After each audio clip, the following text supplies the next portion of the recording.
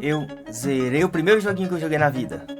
Olha que bonitinho. E se você quer saber qual que é o nome desse jogo, é esse jogo aqui.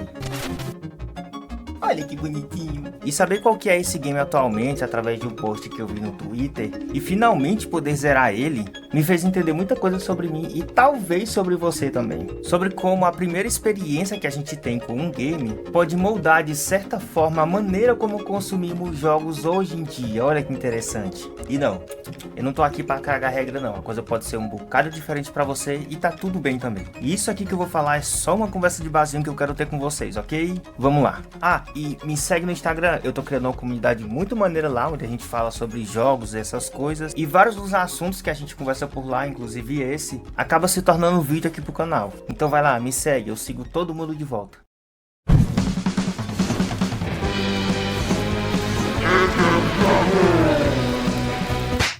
Shojin Sentai Jetman é basicamente uma plataforma 2D de ação no estilo 8-bit e, sendo bem sincero, ele não traz nada de interessante se comparado às plataformas daquela época. A menos que você queira relembrar os velhos tempos ou não tem muito o que jogar numa tardezinha, ele não tem muito o que te oferecer não. Óbvio, a estética Super Sentai é um bocado interessante, principalmente pra galera que cresceu assistindo os Power Rangers, assim como eu. A galera mais nova deve estar assistindo agora se perguntando: "Oi, o que diabo é Power Rangers?" O game é o famoso bate nos inimigos que aparecem pelos cenários em todas as fases até chegar no boss da fase e passar pro próximo e fazer isso o game inteiro. É repetitivo, mas o game é curtinho, eu levei 30 minutos pra zerar ele e postei no canal secundário, vai lá. O ponto é, essa estrutura de jogo é o tipo de estrutura que me prende até hoje nos jogos. Mas pra fazer você entender isso, eu preciso que você entenda o que são jogos arcades ou estrutura de jogos arcades, se liga. Jogos arcades são obras cujo intuito exclusivo é transmitir a sensação pura de gamificação, priorizando a diversão imediata e a resposta direta ao invés do realismo extremo. Para ilustrar esse conceito de uma forma bem clara aqui para vocês, vamos comparar dois marcos da indústria: Resident Evil 4 clássico de 2005 e o remake de 2023. No original, a experiência é focada em um combate mais arcade, onde o jogador não precisa ponderar excessivamente cada escolha técnica. As armas possuem uma certa lógica, porém é simples, você atira e causa dano, sem camadas complexas de balista ou penalidade pesada de movimento, mesmo existindo habilidade para cada arma. É um sistema funcional e recompensador que de certa forma valoriza a habilidade do jogador acima da simulação. Porém, no remake de 2023, a estrutura se tornou muito mais estratégico. O sistema de combate exige uma compreensão do arsenal, porque embora todas as armas causem dano, o jogo impõe resistência em situações específicas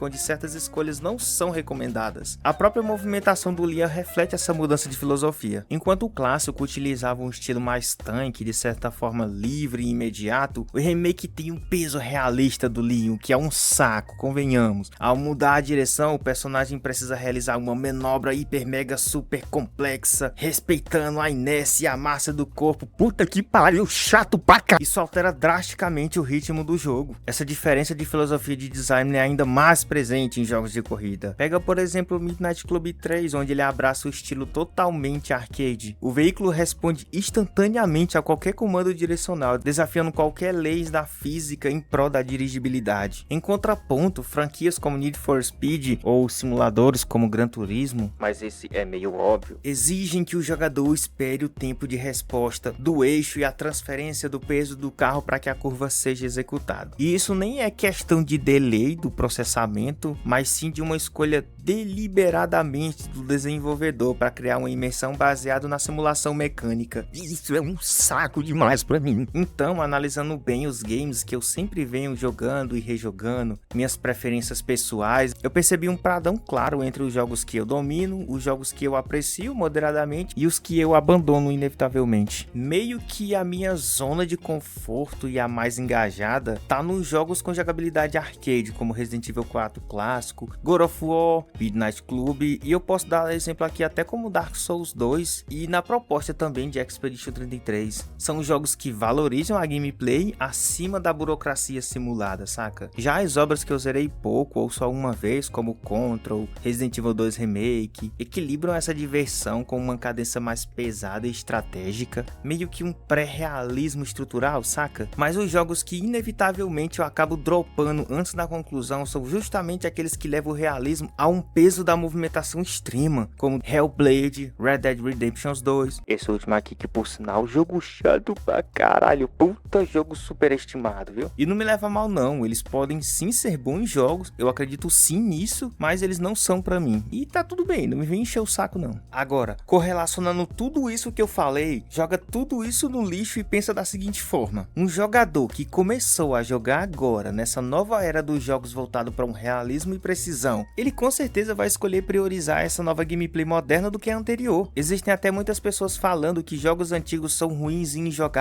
e eu não fico mal com isso não. Eu entendo perfeitamente. A minha sobrinha de 12 anos me pegou jogando Resident Evil 3 clássico e pediu pra jogar, e eu falei: se tu conseguir sair do lugar eu deixo. E ela ficou rodando sem entender porque que os comandos não estavam obedecendo ela. E eu vou sair da minha toca e dizer pra eles que eles estão errados? Claro que não. Essa foi a primeira experiência que os novos jovens tiveram na vida game deles. O primeiro game que a gente joga não é de forma alguma uma experiência qualquer, principalmente quando ele tá te introduzindo a um novo universo, né, um hobby. E a partir dali, eles meio que deixam uma marca enraizada do que você vai decidir querer nas próximas experiências naquele universo. Quem começou com jogos difíceis tende a ter uma tolerância maior à frustração e até passa a escolher esses tipos de jogos mais difíceis. Já quem começa com algo mais focado na narrativa tende a se apegar mais nas histórias desse tipo de mídia. E obviamente isso aqui não é um fator determinante ou uma escolha decisiva não. Só que isso acontece bastante entre a gente, fala a verdade. E isso pode ser que tenha a ver com a nossa memória socioafetiva, pois queremos sempre relembrar como foi aquilo da primeira vez. Eu não sei, eu não sou psicólogo e por isso que eu prefiro tomar uma postura mais de uma conversa do que um estudo de caso. Pois é, eu acabei de ter um estopim de ideia jogando um joguinho de 1900 e bolinha, todo pixelado de 8 bits de um Super Sentai.